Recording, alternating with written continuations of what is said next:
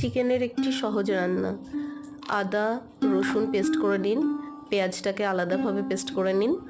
এবার গ্যাসের একটু কড়াই বসান, তাতে সাদা তেল দেন আর একটু পেঁয়াজ দিয়ে একটু বেরেস্তা বানিয়ে নিন। বেরেস্তাটা তুলে রেখে তাতে গোটা গরম মশলা দিয়ে পেঁয়াজ বাটাটা দিন। তার একটু পরে আদা রসুন বাটাটা দিয়ে দেবেন। মশলা একটু কষে আসলে তার ভিতর চিকেন দিয়ে দেবেন আর তার ভিতর পুদিনা পাতা আর ধনে পাতার একটা মিশ্রণ তৈরি করে রাখা ওটা দিয়ে দেবেন।